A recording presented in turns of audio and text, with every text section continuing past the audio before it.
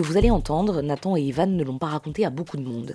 C'est compliqué quand on a 15 ans d'admettre qu'on ne va pas bien, qu'on est rongé par une souffrance qu'on n'arrive pas à gérer. Evan et Nathan ont quand même tenté de mettre des mots sur ce qui leur fait si mal. À l'extérieur, je fais semblant d'être une bonne personne, d'être gentil et tout ça.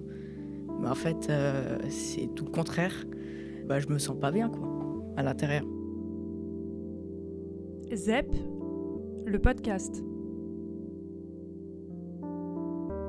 Quand j'étais en troisième, j'avais beaucoup trop de pression en fait. Mes parents, ils étaient beaucoup plus stricts avec moi en fait. Et quand j'étais petit, ils voulaient vraiment que j'apprenne plus de trucs qu'eux parce qu'ils ont dû travailler et ils veulent pas que ça m'arrive. Et du coup, ils mettent beaucoup de pression. Et quand je suis arrivé en troisième, j'ai ressenti toute cette pression pendant un cours de physique-chimie. Et mon prof aussi, lui aussi, mettait beaucoup trop de pression. Il disait qu'on n'avait pas d'avenir. Il disait... ça sert à rien que vous travaillez, de toute façon vous êtes des abrutis et tout. Enfin, moi je savais qu'il disait ça pour notre bien, mais moi je le prenais toujours mal. Je pensais que c'était une critique et tout, et qu'il fallait mal le prendre, et fallait redoubler d'efforts, quoi. Mais j'ai jamais travaillé à partir de ce moment. Il y a 5 ans et demi, mon père, il est parti sans me dire au revoir, rien du tout. Il est parti, moi j'étais en train de l'attendre à l'aéroport, je me dis il va arriver, mais il est jamais venu. Et je me disais à chaque jour que j'allais le revoir, qu'il va revenir, il va me voir, je vais l'embrasser, je vais lui faire un câlin et tout ça. Mais non. Avec toute cette pression, ça m'a fait craquer, et du coup après j'ai arrêté de travailler, j'ai commencé à devenir mal, et j'ai arrêté de parler à tout le monde. Je me sentais pas tranquille dans mon esprit. C'est comme si tout était mélangé, enfin, avec les paroles de mes parents qui disaient travaille, travaille, arrête de jouer et arrête de faire n'importe quoi. Et aussi mon prof qui est là, qui nous insulte. Voilà, après c'était le chaos dans mon esprit et je sais plus quoi faire en fait. Je voulais chercher la réponse à toutes les questions que je me posais dans ma tête. Enfin, c'était pourquoi je vis, pourquoi j'existe et pourquoi faire d'ailleurs. Comme j'ai arrêté de travailler, je pensais que je servais plus à rien, quoi. Et du coup, je pensais que les autres, comme ils réussissaient, je servais à que dalle et que même si je meurs, ça va rien changer. J'étais en train de dormir, tout d'un coup, je me réveille et je sens que je vais mal. C'est pas la même chose, je ressens pas tout ce qui était comme avant. Je me vois dans le miroir, je me dis c'est pas moi ça c'est une autre personne.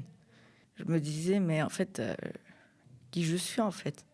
Je me suis dit mais est-ce que je mérite vraiment tout ce que j'ai? Je mérite tout ce qu'il y a dans ma vie, ce qui se passe. Et à chaque fois que je fixe une personne dans les yeux, enfin, j'ai toujours l'impression qu'il a un préjugé sur moi. Enfin, je pense toujours qu'ils ont quelque chose à dire sur moi. Par exemple, regarde ce mec-là, il est nul, c'est un loser et tout. Et du coup, j'ai commencé à les éviter. Je voulais pas croiser leurs regards. Je baissais toujours la tête pour les éviter. Pendant cette période, je dormais peu et du coup, je voyais des hallucinations un peu. Enfin, mes grands-parents, ils me comprenaient un peu. Quand ils sont morts, ça m'a aussi affecté. Je voyais mes grands-parents apparaître ou parfois quand je descendais les escaliers, je voyais des marches supplémentaires et du coup, je marchais dans le vide et j'ai failli tomber aussi des escaliers. À maintes reprises, j'ai failli mourir par une voiture parce qu'à chaque fois, je me concentrais pas et que je voyais toujours ces hallucinations.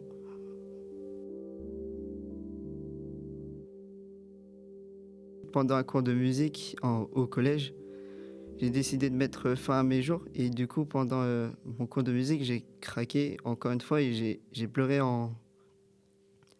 j'ai pleuré pendant le cours et du coup, la prof de musique, elle m'a vu en train de pleurer et elle m'a dit d'aller voir l'infirmière du collège. Je suis allé la voir et j'ai tout dit et elle a appelé directement l'hôpital Sainte-Pétrière pour prendre rendez-vous pour que je vienne les voir.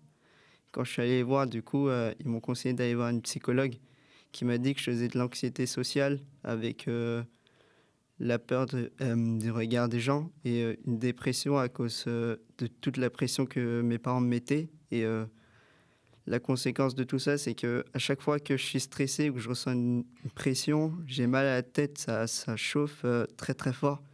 Pour arrêter tout ça, je prenais toujours une paire de ciseaux avec moi et je me tailladais un peu les bras avec ma paire de ciseaux. Je me coupais un peu les veines pour que je saigne et je ressens de la douleur. Pour oublier tout ce qui m'entourait, le son et le bruit, pour que je sois tranquille. Quand on m'a dit d'aller voir le psy, j'y suis allé qu'une seule fois et j'ai arrêté de la voir. Mais je continuais toujours quand même à me tailler les veines parfois quand c'est nécessaire. C'est la prof de maths m'a dit il y a un psychologue, est-ce que vous voulez vous inscrire? Ils m'ont dit que c'était urgent de la voir et je suis allée la voir juste pour raconter un petit bout de ce qui se passe. Et elle m'a dit que tu fais une dépression, donc tu vas me voir tous les jours, mais je ne l'ai pas vue. Je l'ai vue juste une fois et après c'est bon. Je me sentais pas très bien de confier à une personne toutes mes choses. Personne ne le sait à part un seul ami que lui, je peux tout lui confier. Et je lui dis tout ce qui se passe.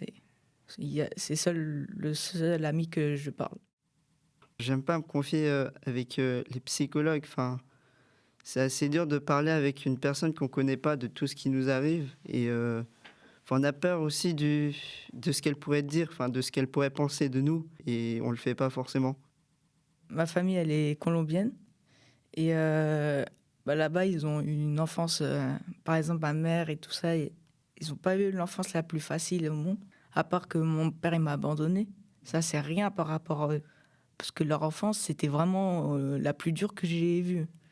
Ils ont beaucoup d'autres choses à faire que m'écouter.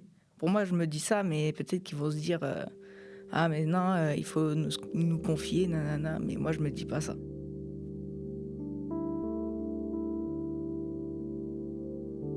zep.media